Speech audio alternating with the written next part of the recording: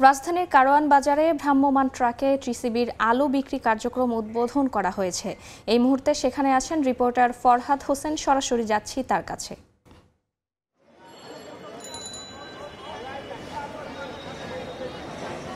চলতি বছর প্রথমবারের মতো টিসিবির বিক্রি কার্যক্রমে যুক্ত হলো আলু। অর্থাৎ বাজারে যখন আলুর দাম 70 থেকে 75 টাকা, তখন ভর্তুকি মূল্যে সরকার আলু বিক্রি কার্যক্রম শুরু করেছে। আজকে কিছুক্ষণ আগে কারণ বাজারে টিসিবি ভবনের সামনে এই বিক্রি কার্যক্রমের উদ্বোধন করেছেন বাণিজ্য উপদেষ্টা শেখ বশিরউদ্দিন। তিনি যেটি উদ্বোধনকালে বলেছিলেন যে বাজারে বিভিন্ন পণ্যের যে দাম বাড়তি সেটি সরবরাহ সংকটের কারণে, এবং সেজন্য সরকার নানা ধরনের উদ্যোগ নিয়েছে এবং তারই অংশ হিসাবে এই আলু বিক্রি কার্যক্রম অর্থাৎ আলুকে এই টিসিবি বিক্রি কার্যক্রমে নতুন করে যুক্ত করা হয়েছে।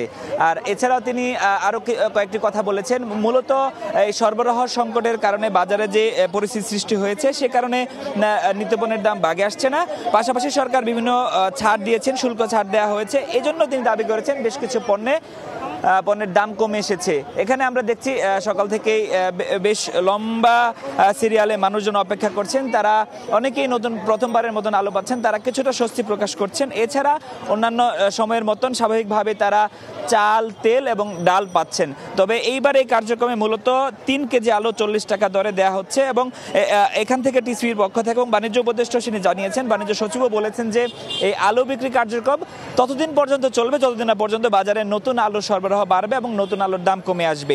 ভর্তুকি মূল্যে প্রায় 4,500 কোটি টাকা টিসিবির তে দেওয়া হয়, সরকার দিয়ে থাকে। এবং এই কার্যক্রম কিভাবে আরো বিস্তৃত করা যায়, আরো বেশি সংখ্যক মানুষকে সুবিধাভোগীর আওতায় নিয়ে আসা যায়, সেই কথাটাও তারা কিন্তু এখানে বলেছেন।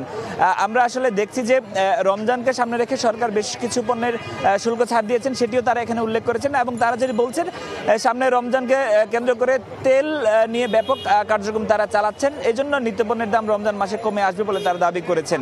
তবে এখন পর্যন্ত যেটি দেখা যাচ্ছে আসলে শুধুমাত্র ডিম এবং চিনির দাম কমা ছাড়া তেমন কোনো পণ্যের উল্লেখযোগ্য দাম কিন্তু কমেনি। বিশেষ করে এই আলু যেটি নতুন করে আজকের বিক্রি কার্যক্রমে যুক্ত করা হয়েছে সেটির দাম নতুন করে আরো 5 টাকা বেড়েছে। তো কারওয়ান বাজার থেকে টিসিবি পণ্য বিক্রি কার্যক্রমের এই ছিল আমার কাছে সবশেষ খবর। সরাসরি যুক্ত ছিলাম রাজধানীর কারওয়ান বাজার থেকে।